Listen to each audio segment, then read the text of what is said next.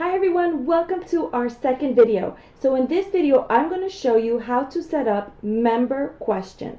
Now, member questions are really important.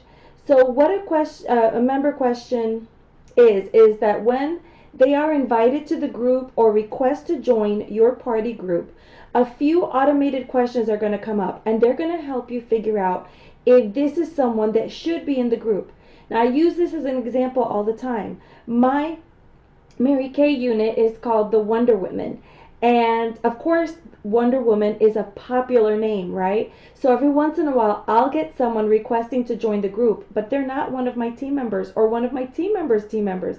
They are someone who's a fan of Wonder Woman. They found the name of my group and requested to join it. So you don't want that happening to your party. Plus, member questions help you really get to know the people that are actually joining the group, accepting the invite and joining the group.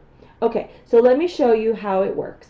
So I am back at the group that we just created, right?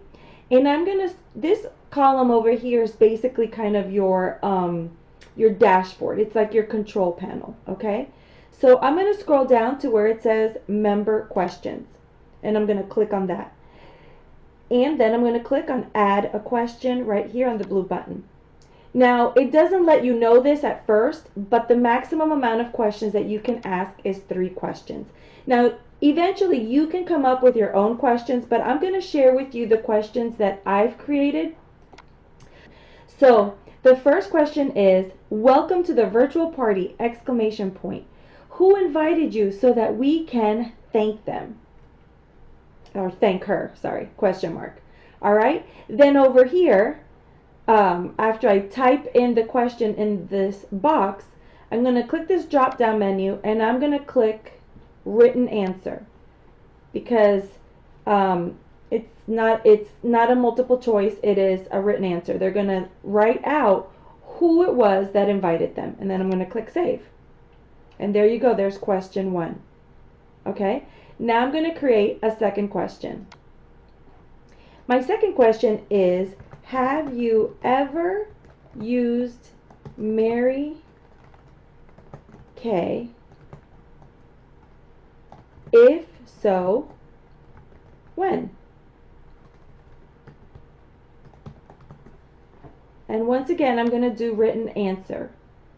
Now, the reason I ask this question is because we want to make sure that this guest does not have a consultant, right? And so this is one of the nicest ways that we can ask without being so straightforward or blunt.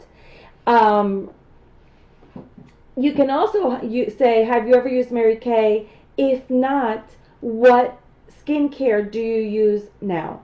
But I like to say, if so, when? Because if they say, 10 years ago, then I have a pretty good idea that they do not have a consultant. So I'm going to go ahead and hit save. So now we're going to create the third question. And you can ask one of 2 questions here. Because I worded my second question the way that I did, I don't need to ask this, but you can put in this third question, you can say, do you have a consultant? And if you do that, then you can click here and make it a multiple choice, yes or no. Okay? But since I asked the way that I did to kind of get that information from them, I'm going to ask, what skin care products do you use now? And I'm going to go ahead and click again the option next to the question, and I'm going to say click on written answer, and click save. And there you go. There are your 3 questions. And these are really important, you guys. Again, they're going to help weed out anybody that doesn't belong in the group. And it's going to give you a better understanding of the guests that have come to the group. Now, we're going to pre-profile the guests later in a post. But these questions are really great, like I said, because they serve to help get to know the guests and weed out people that we don't want. Okay, I think you get the point. So this part was easy peasy, just like the other one. So get ready for the next section in our next.